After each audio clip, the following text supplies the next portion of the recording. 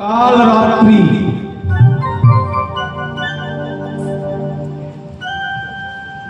কাল রাত্রি যেটা ভোরবেলা বলা হয়,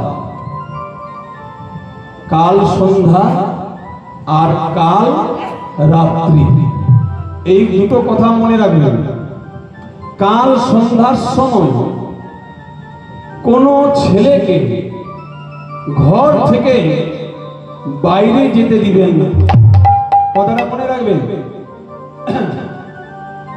আর যদি আর্জেন্টে কিছু কাজ থাকে যেতেই হবে, সেই ছেলেকে একটা কাজ করবে,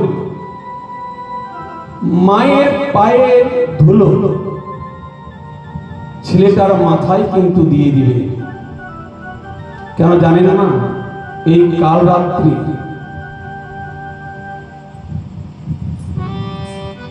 অনেক ডেঞ্জারাস। একটা কাল সন্ধ্যা আর একটা কাল রাত্রি, যেটা ভোরবেলা বলা হয়। আপনারা হয়তো শুনেছেন না, বেহুলা লক্ষিন্দরের নাম শুনেছেন কি গো? তা বেহুলা লক্ষিন্দর যেদিন বিবাহ হয়েছিল, চাঁদ রাজা একটা লোহার বাসঘর করেছিল। কি গো? আপনারা হয়তো শুনেছেন। বাসঘরটা কিসের ছিল? লোহা। এই যে, আর চাঁদ রাজা যেদিন বেহুলাকে দেখতে গেছিল, সেদিন পরীক্ষা করার জন্য মা বেহুলাকে লোহার কড়াই দিয়েছিল সিদ্ধ করার জন্য। এটা শুনেছেন? কড়াইটা কিসের ছিল? কিসের কড়াই ছিল? লোহা। দেখুন, আচ্ছা, লোহার কড়াই থাকে, চাঁদ রাজা কোথায় গাছটা ছিল বলতে পারবেন কেউ? কি গম? আমরা অনেক মনসামঙ্গল শুনেছি। যেদিন চাঁদ রাজা দেখতে গেছিল, মা বেহুলাকে লোহার কড়াই সিদ্ধ করতে দিয়েছিল, সেই কড়াইটা মা বেহুলা সিদ্ধ করেছিল। কে? সত্যি তো? তা আমাদেরকে বুঝতে হবে, লোহার কড়াই থাকে কি? আর যদি লোহার কড়াই থাকে, তাহলে চাঁদ রাজা লোহার কড়াই গাছটা কোথায় রেখেছে? কি বল? তাহলে পদ্মপুরাণ কি ভুল লিখেছে? কি পদ্মপুরাণ খুলুন, তাহলে পদ্মপুরাণ কি ভুল লিখলো? না, শুধু বুঝার। দেখবে আমরা কথাগুলো বুঝতে পারি। লোহার কড়াই, লোহার কোনো কড়াই ছিল না। তবে আমরা দেখবেন বলি সবাই কথাটা, কোনো কাঠ হয়তো কাটছে, তো কেউ বলেন বাবারে কি বলবো, লোহার মতো শক্ত। কি তাহলে কাঠটা লোহার না? তাহলে লোহার কড়াই, সেটা হলো পুরানো কড়াই ছিল চাঁদ রাজার ঘরে। পুরানো বাবা, অনেক পুরানো, সেটা কিন্তু সিদ্ধ হয় না।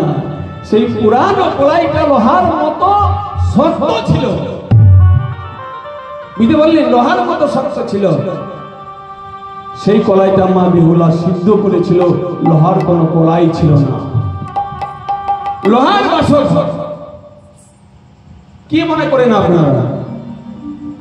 লোহার বাসঘরটা নাকি লোহা ছিল? বিশ্বকর্মা তৈরি করেছিল লোহা দিয়ে, এইটাই আমরা ভাবি। কি গো? লোহার মতো শক্ত ছিল বাবা। এখন ইউটিউবের জমানায় এসে গেছে, কোনো উপায় নেই। এখন ইউটিউব খুলুন, লোহার ওই লোহার বাসর ঘরটা এখন দেখবে, এখন কোনো ব্যাপার নেই। গোল মতো ঘেরাও আছে, আর ওইটা লোহার মতো শক্ত করে তৈরি করেছিল কে? বিশ্বকর্মা। সেদিন বিশ্বকর্মাকে বলেছিল মা, মনসা কি বলেছিল? একটা ছিদ্র রেখে দিবে। কি বলেছিল? তার সেই ছিদ্রতে কালীনাথ প্রবেশ করেছে। মা লক্ষিন্দর ওই লক্ষিন্দর মা বেহুলা গোটা রাত্রি জেগেছিল, পাশা খেলছে। পাশা খেলা খেলতে খেলতে বাবা যখনই কাল রাত্রি এসে গেছে, ওই ভোরবেলা মা বেহুলা কিন্তু ঘুমিয়ে গেল। সেই সুযোগে কালীনাথ দাঁড়িয়ে আছে। দোষ না করলে বাবা দংশন করতে পারছে না। তাই যেই না ছটফট ছটফট করেছে, একটা বান মারা হয়েছিল। যেই না লক্ষিন্দর ছটফট ছটফট করতেছিল না অমনি কালীনাথ সুযোগ পেয়ে সাপে দংশন করলেন। কেমা রাত্রে কখন ছিল? কাল রাত্রি, মনে রাখবেন। তা আজকে ভোরবেলা গোবিন্দ আমার চন্দ্রাবলীর কুঞ্জ থেকে চলে যাবে। এদিকে রাধারানী মান করে বসে আছে। এটা অনেক মূল গানে অনেক একটু বোঝা দরকার। মা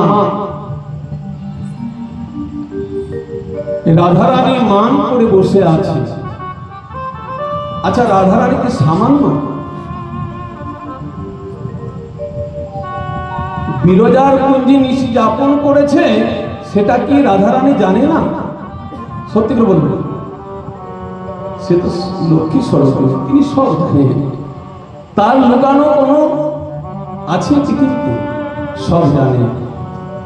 শ্রীমতী রাধারানী বসে আছে হ্যাঁ মনে, সেটা আমরা বলি মান করে। আর বলছে যে আমার থেকে চন্দ্রাবলী এত বড় ভক্ত যে গোবিন্দ আজকে তার কুঞ্জে চলে গেল, আমাকে ছেড়ে দিয়ে। বসে বসে চিন্তা করছে বাবা। এদিকে প্রভাত কালে ওই কাল রাত্রিতে গোবিন্দ চন্দ্রার কুঞ্জ ছেড়ে দিয়ে যে না রাধার কুঞ্জে চলে যাচ্ছে। কেমন ভাবে? নিঠুর নাগর আসে হেলিয়া দুলিয়া, নিঠুর নাগর আসে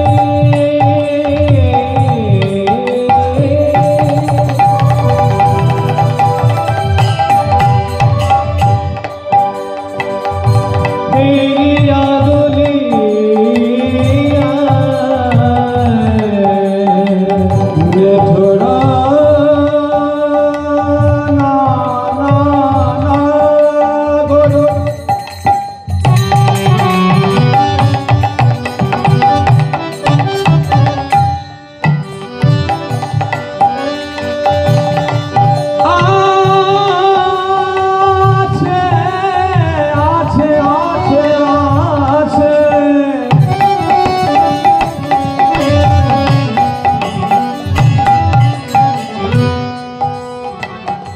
হেলিয়া দুলিয়া,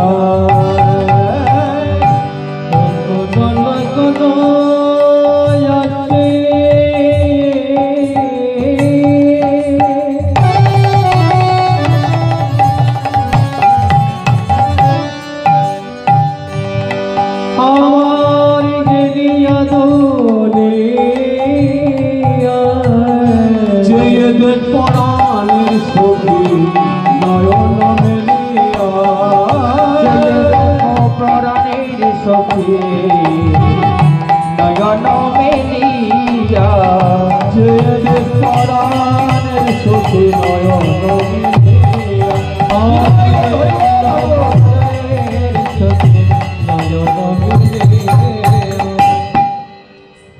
এদিকে বাবা গোবিন্দ ভোরবেলা চলে যাচ্ছে। এদিকে শ্রীমতী রাধারানী মান করে বসে আছে।